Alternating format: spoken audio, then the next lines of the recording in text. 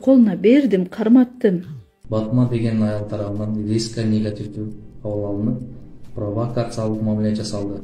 Азыркы учурда травматология бөлүмүндө жатам. Андан сырткары мени сабады, мени урду, чачымды жулду деген негизсиз айыптарды да коомчулукта адаштырууга аракет кылып, өзүнүн адекватсыз кыймыл аракетинен коомчулуктун көңүлүн башка жака бурганга аракет кылынды. Бул уставың подделка, бул документтин подделка деп бүктөп айырып салды. Окуянын толук чоо жайын билбей туруп, бир тараптуу маалымат таркатуудан карманып турсаңыздар деп өтүнөт элем. Бул жагыма уруп салды, мына көгөргөнүп турат. Ал мени урганга кандай акысы бар, чубо? Кел бери, эркексиңби, бас, чыга эшикке. Карап койбойсуңбу, аппарат жетекчи карап койбойсуңбу? Кыз балага уруп атат. Мен тартип бузган жокмун. Токтоп тур, мен милиция чакырамын, анан чыгам. Бул тартип бузуп мени уруп атат. Сүрүш кылып не кылып атам? Сиз мени биринчи уруп атат, кыз бала, эркек болуп. Уялбайсыңбы? 2-3 жол чачымды жул ургандан. Бала үчүн өтсөм, болсо мен сен менен башка сүйлөшөм. Эркек болсо не кылат эле? Бас эшикке. Эшикке жүр. Саламатсыздарбы, урматтуу коомчулук, урматтуу социалдык тармактын колдонуучулары. Мен 2022 жылдын 5 февралында менин катышуумда болуп өткөн инцидент боюнча сиздерге кыскача түшүндүрмө берип коюм туура деп таптым. Менин аталган жыйынга официалдуу массалык маалымат каражаттары чакырылгандыгын түшүндүрүүгө болгон аракетим Батма деген аял тарабынан резко негативдүү кабыл алынып, провокациялык мамиле жасалды. Тасманын тартылбай калган бөлүмүндө менин бетиме муштум менен уруп, кийимдеримди тытмалап, бетимди тутууга аракет кылып, андан тышкары жеке аброюма шек келтирген акара сөздөрдү колдонгондугу, конечно же, бул жеке тарабынан коомчулукка жеткирилген жок. Андан сырткары мени сабады, мени урду, чачымды жулду деген негизсиз айыптарды да коомчулукта адаштырууга аракет кылып, өзүнүн адекватсыз кыймыл аракетинен коомчулуктун көңүлүн башка жака бурганга аракет кылынды. Бул эжеке өзүнү коомчулукка журналистмин деп тааныштырууга аракет кылууда. Бирок бир дагы массалык маалымат каражатынын өкүлү эмес бүгүнкү күндө. Журналист деген макамы жок. Андыктан официалдуу жыйындарга чакырылбай калгандыгы бул мыйзам ченемдүү эле көрүнүш. Мен учурдан пайдаланып, кээ бир массалык маалымат каражаттарын, жеке жарандарды, социалдык тармак колдонуучуларны, окуянын толук чоо жайын билбей туруп, бир тараптуу маалымат таркатуудан карманып турсаңыздар деп өтүнөт элем. Саламатсыздарбы, урматтуу Facebook колдонуучулары, урматтуу кыргыз элим. Мен атым Батма. Азыркы учурда травматология бөлүмүндө жатам. Жатканын себеби өзүңүздөргө белгилүү болсо керек, түз эфир дагы алганмын. Бирок түз эфирди толук алынбай калганына байланыштуу. Сиздерге так маалымат жетпей калды деп ойлойм. Азыр так маалымат жеткирүүгө аракет кылайын. Азыр саат канча болду? 9 болуп калды. 9га 2 мүнөт калыптыр. Бүгүн 6 февраль 2022 жыл. Бул жерге келген жатканын себеби мен 5 февраль таңкы саат 5-те Лейликке депутаттар эл менен жолугуу болот экен деген угуп, жыйын өткөрөт экен. Ишеним партиясы менен ынтымак партиясынын лидерлери келет дегенден жолго такси жалдап, оператор менен жолго чыктык.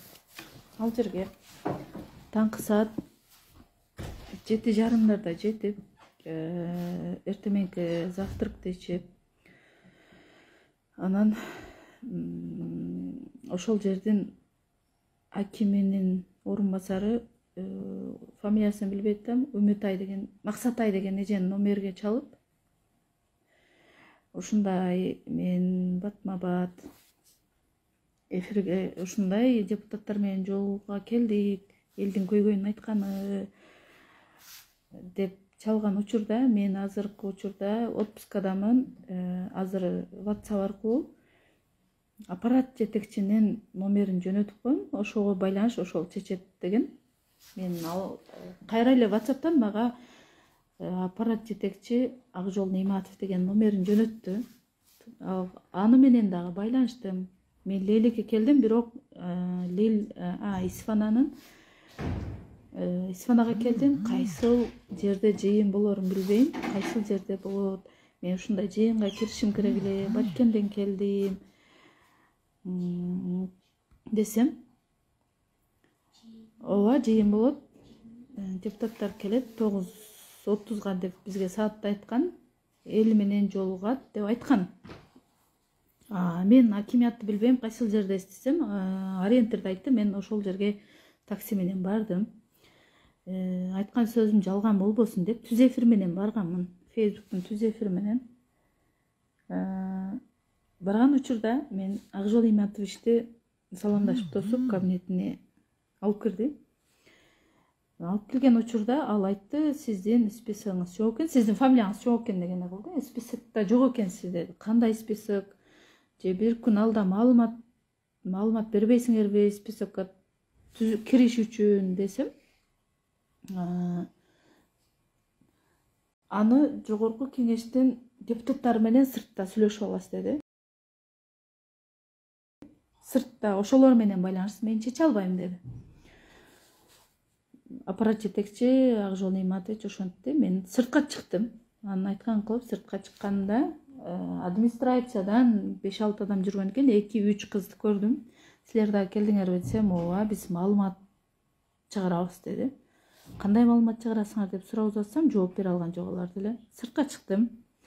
Сыртка чыгып 5 минуттай турган учурда бир колуна папка көтөргөн, галстук, костюм кийген бир бейтаныш адам келди, бирок жогорку кеңеште көрүнгөндөй көрүндү. Ал ага мен суроо узаттым, саламатсызбы? Сиз кайсыл жактан келдиңиз? Жыйын боюнча кандай кабарыңыз бар, айта аласызбы? Биз дагы кирсек болобу деген учурда.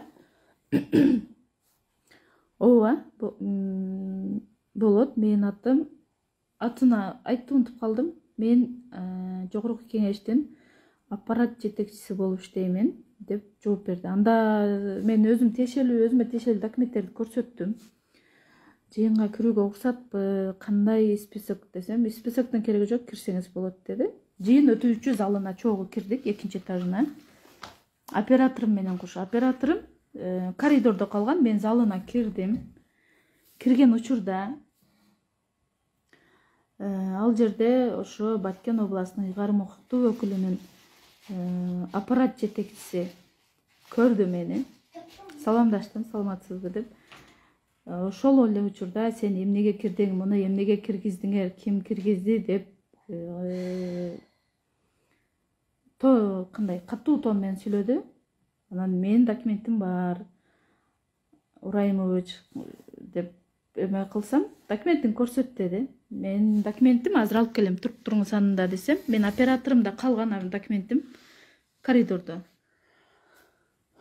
Операторумдан алып келген чыгып атсам, менен кошо чыкты. Кошо чыгып, документти колуна бердим, карматтым.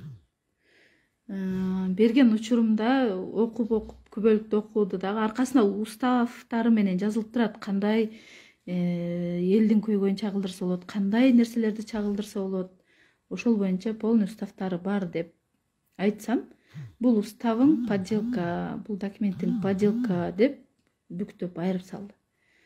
Ошол учурда телефонумду ыргыткандан кийин сиздерге түз эфирге чыга албай калдым.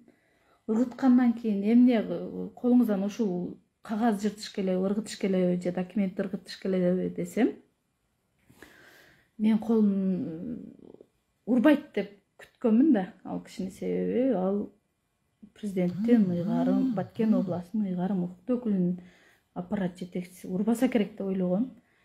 Күтүүсүздөн бул жагыма уруп салды, мына көгөргөн турат. Бул жакта колдорум дагы бар, аны көргөзө албайм. Себеби менин тенем көрүнүп калат экен, көрсөтө албайм. Анан мен телефонума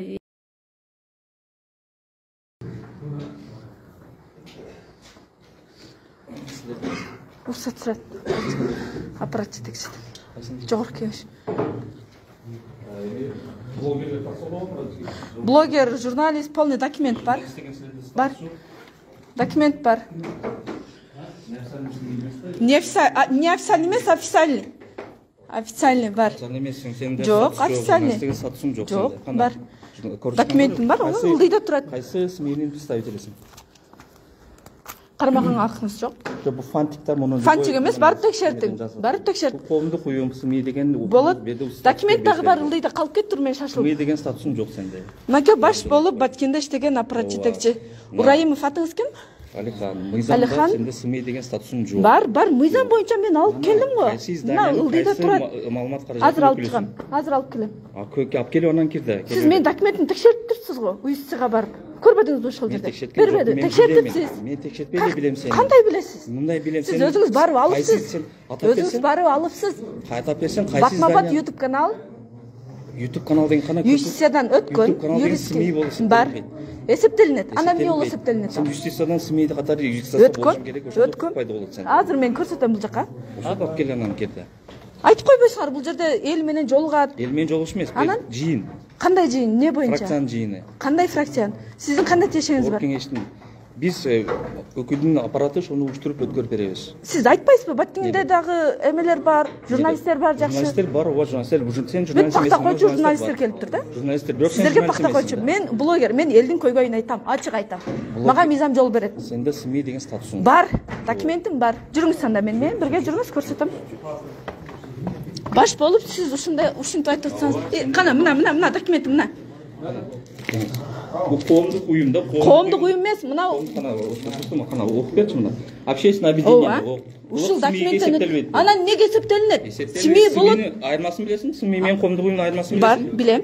Сиз айтыңызчы. СМИ деген юстициядан катталганда мына эмне? Маалымат каражаты. Көчөдөн катталыппы? Мына көчөдөн катталыппы? Бул коомдук уюм мен барып туруп. Элдин көйгөйүн так атканга мына уставты окуң. Уставта любой можно. Жок. Мына уставты да окуй албайт да. Законду жакшылап окугун. Законду сиз билбей, кайра мага терс кылып атасыз. Мына законду сиз жакшы билбейсиз. Коомдук уюмдун ортосунда айырма. Сиз мени эмне чукуп жүрөсүз? Эмне себептен чукуп жүрөсүз? Айтсаң чукуп атат. Мен любой барган жериңизди билип атам. Мен ушак, сиз ушакка ишенген сиз эркексиз. Мен сени билсем эркек болсоңуз, ушак. Урду. Ураимов. Ким аты? Телефон алып өргөтөргөндөн сиздерге көрсөтө албай калдым. Чакыр милицияны, Арслан чакыр. Телефонун бери, милицияны чакыр.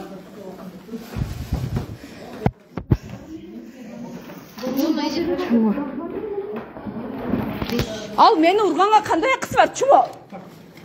Кел бери, эркексиңби бас, чыга эшикке. Карап койбойсуң, аппарат жерден карап койбойсуң, кыз балага баш урутат. Мен тартип бузутамбы? Мен бузутамын, бул урутат мени. Баш болуп урду ушул мени. Телефон тарткан, сен ургут бергенде кандай акың бар? Мен тартип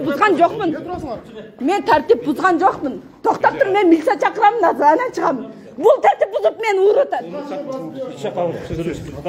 Жок, токтоп тур, мен тартип бузган жокмун. Мыналарды карасаңар. Мен сизден уруксат сурап киротам, аппарат жетекчиден, жогорку кеңештен. Мен кыйкырган жокмун, сизге жакшы эле суроо бердим. Прямой эфирде турат. Сырып кылып не кылып атам? Сиз мени биринчи урутат, кыз бала, эркек болуп. Акырын эмес, нормально сүйлөп атам. Сен менин телефонумду ургутканга акың жок. Сен мага неге кол көтөрүп атасың? Эркексиң го сен, Эркексиң го сен, мен кол телефонду алгандан кийин мындай кылдым. Мына кылыңа эч нерсе болбойт. Уялбайсың, мен 2-3 жол чачымды жыл ургандан. Кыз бала үчүн отсон, болсо мен сени менен башка сүйлөшөм. Эркек болсоң эмне кылат элең? Сүйлөшөт. Бас эшикке чык. Жүр. Өзү да чыксын. Биринчи анан мен чыгам. Чума.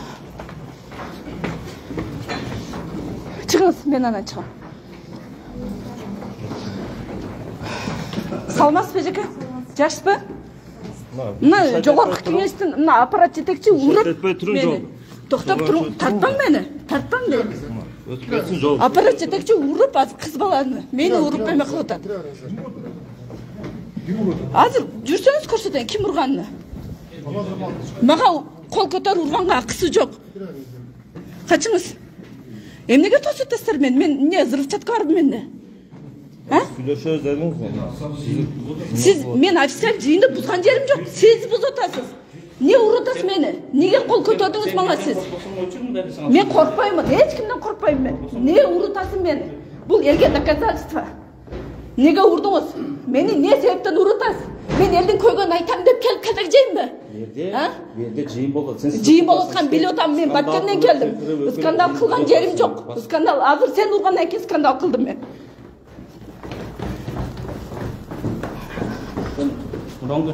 Мен өчірбеймін. Не себептен ұрғаныңды айт маңа. Не себептен? Документтерді алдың ба? Не себептен мені ұрытасың? Мені қол көтергенге қандай ақың бар? Мені администрацияда іштеп тұрып, мені қандай ұрытасың сен айтшы? Лөлілік қылған жерім жоқ, камера тұрады. Сен қол ұрытасың. Ошығыдан мен жауап берем, жазар. Мен үстімден жаз, мен де жауап берем. Сен мен телефонды ұрғытқан үшін сен неге ұрғытасың десем, мені ұрдың бірінші, анам мен ұрдым. Анам мен ұрдым. Сен мені ұрғаннан кейін мен галстукты тарттым. Не себеп? Мен нерде тұрам, бүткүчі.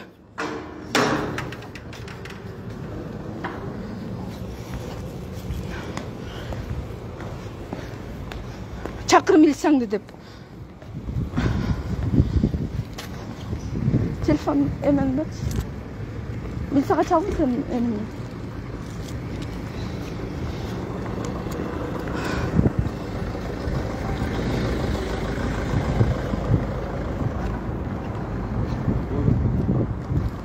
Milsaga. Sizeki? 102. Ne gördünüz? Уже екінші, үшінші еркектен кәлтак жайшымын. Депутаттар да көріп, ұншықпай кіріп кетті. Біз елі құрғай тұрған депутаттар, наоборот, ұрғаны біліп тұрып та шығып кетті.